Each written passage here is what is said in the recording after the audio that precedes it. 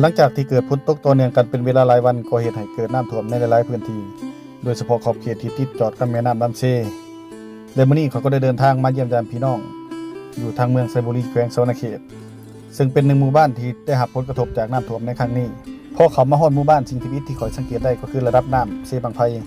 ที่ไหลท่วมกวมเอาเรือนซ่านของพ่อแม่ประชาชนที่รอเรียบตามแคมเซทั้งสองเบื้องประชาชนจำนวนหนึ่งที่อยู่ในบ้านก็ได้ยกย้ายสัตว์เลี้ยงและครอบครัวออกไปอยู่อีกหนึ่งหมู่บ้านที่เป็นพื้นที่สูงและก็ยังมีหลายครอบครัวที่ยังอาศัยอยู่รอเรียบตามแคมเซในเรือนหลังเก่าหนึ่งในหันก็คือเรือนเอื้อยของข่อยซึ่งเพิ่นบ่ยอมออกไปไส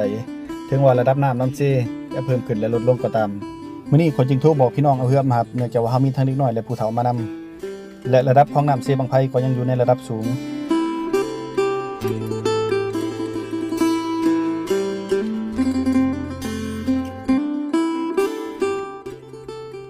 ถ้าทุกคนสังเกตเบิ่งตามเรือนซ่านของพ่อแม่ประชาชนที่อยู่อ้อมรอบตอนที่ข้อยกำลังขี่เรือเข้าไปในตอนนี้เขาจะสังเกตเห็นระดับน้ำของน้ำเซในเมื่อก่อนซึ่งว่าปัจจุบันระดับน้ำเซก็ได้ลดลงจากแต่ก่อนหลายแต่เขาก็ยังได้ใช้เรือในการเคลื่อนไหวไปมาอยู่ภายในบ้านตอนนี้แม่นพวกข่อยได้มาฮอดเรือนของเอื้อยของข่อยแล้วเนาะถือว่าเป็นเรือนที่ตั้งอยู่แคมป์เซสังเกตเบิ่งทางขึ้นเรือนนี่เนาะระดับน้ำจะอ้อมรอบเบิดเลยปัจจุบันนี้ห้องน้ำได้ไปกับน้ำแล้วยังเหลือแต่เหล้าที่เฮาแนมเห็นกันปัจจุบันเนาะ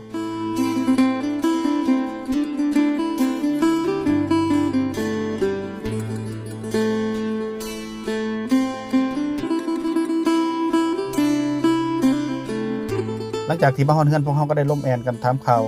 กันตามภาษาพี่น้องแล้วก็ได้จัดอาหารการกินที่เฮาได้เตรียมมาในมื้อนี้เพื่อกินข้าวร่วมกันเนื่องจากว่าข่อยก็โดนๆจึงได้กลับมาเยี่ยมยามถามข่าวพี่น้องทั้งนี้เนาะทุกคนเนาะ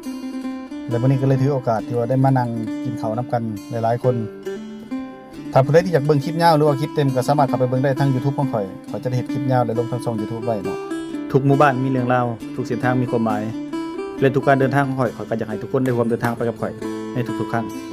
คลิปนี้ก็บ่มีหยังหลายฝากทุกคนติดตามกันในคลิปหน้า